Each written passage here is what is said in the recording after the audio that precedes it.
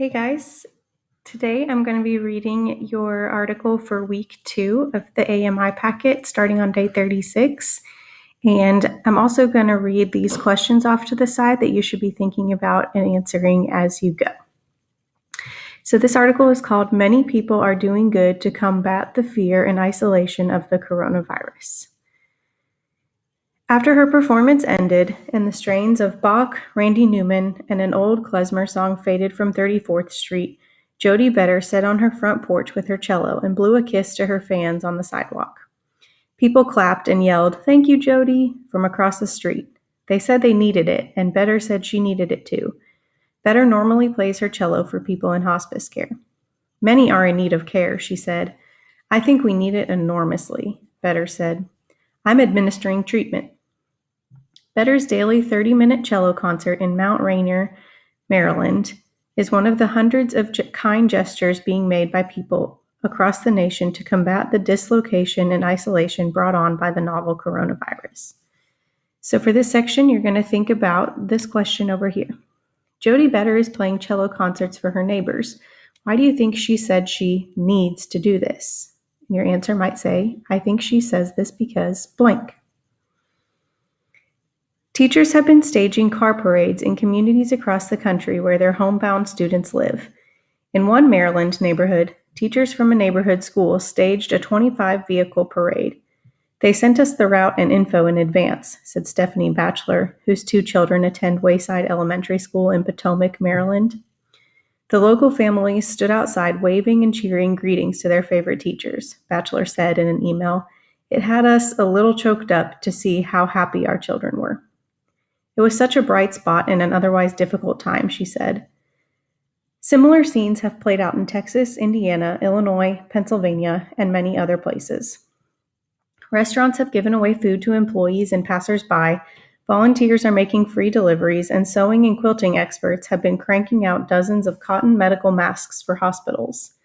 Elizabeth D'Antonio, a retired nurse practitioner and costume maker for the Annapolis Opera in Maryland, enlisted a group of 15 people, 1 guy and 14 women, to make masks for the Anne Arundel Medical Center. Many already had fabric, she said, and a woman in the quilting guild had just ordered 144 yards of elastic. She didn't even really know why, D'Antonio said. It was kind of inspired. I used to work in intensive care units, and I understand how important it is to be protected, D'Antonio said. She said she texted a local doctor she knew and asked if the hospital needed masks. She said he replied, "Absolutely, yes. When can you have some for us? Can you have any?" That was Saturday, she said. Sunday night, I picked up 54.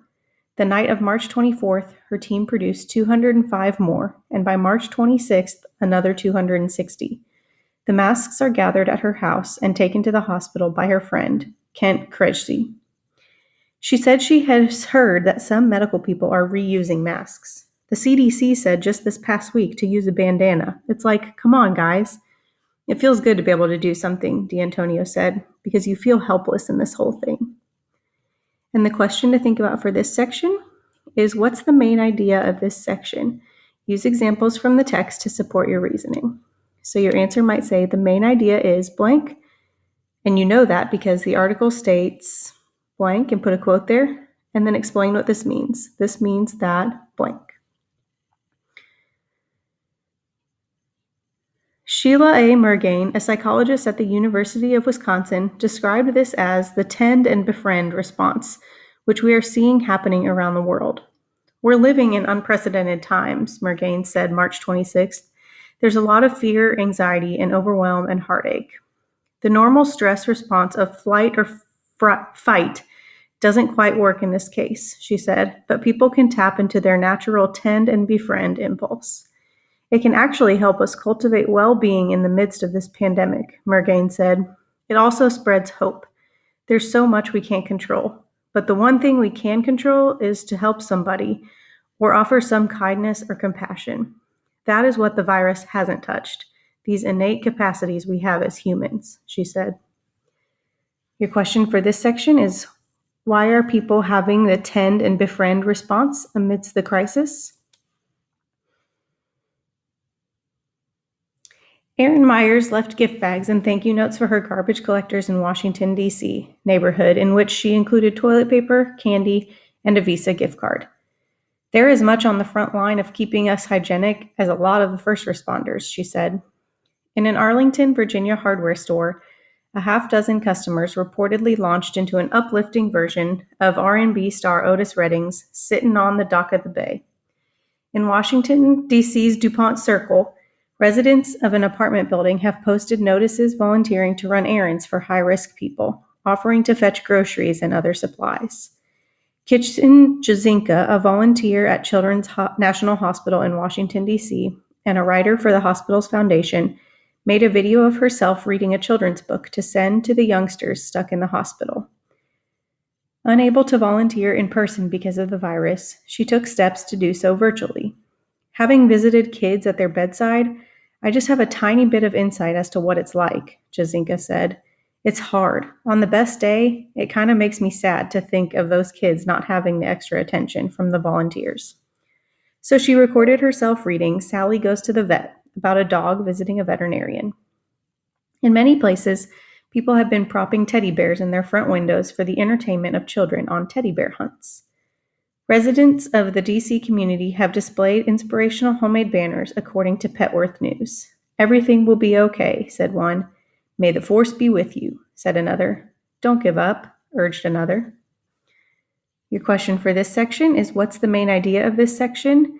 Use examples from the text to support your reasoning. So again, your answer might say the main idea is blank. The article states, and then put a quote from the article, and then explain, this means that blank.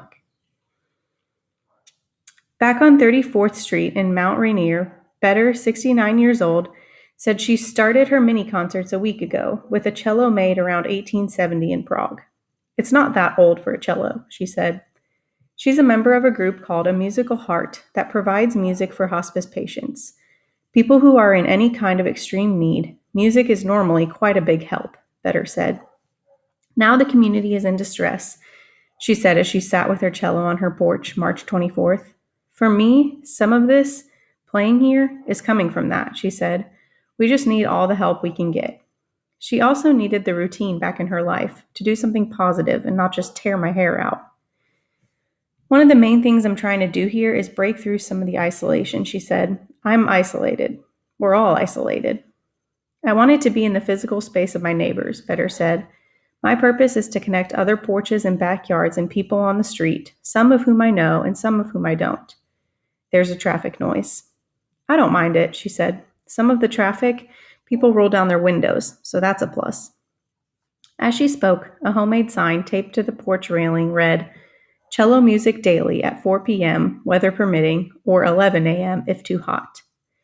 A native of New York City, Better has been playing the cello since she was 11 years old. She works as a musician and a copy editor for book publishers. People began to arrive before she began playing Randy Newman's song, Old Man.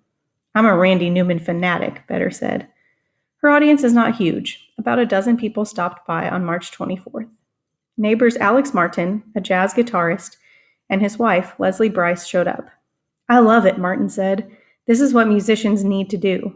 We need it just a little bit less than we need air and food, especially now. Lee Hicks and her children, Beatrice and Hudson, stationed themselves across the street. I think the idea that she's brought music and culture to us in this chaotic state is kind, Hicks said. Nearby, a woman and her dog sat down by a telephone pole. It was mostly quiet, except for the birds and the traffic. Your question for this section is, how are Better's concerts meeting both a personal need and a community need? Your answer might say, Better's concerts help her by blank, while also helping her community through blank. Better plays Bach. I always play some Bach because we're cellists, and we do that, she said. Bach is one of the only composers who wrote for unaccompanied cello. She played the romantic Mexican classic Bésame Mucho a lot. How is everybody? She asked her audience at one point. Really? Is there anybody here who's in particular need of some music, like a special need? No one spoke up. So she finished up with the traditional klezmer tune, Gassen 9. As people drifted away, they thanked her, as if for a gift. She waved from the porch. It's what I have to give, Better said. And your last question for you to think about is, did this article give you any ideas for how you can help someone in your community?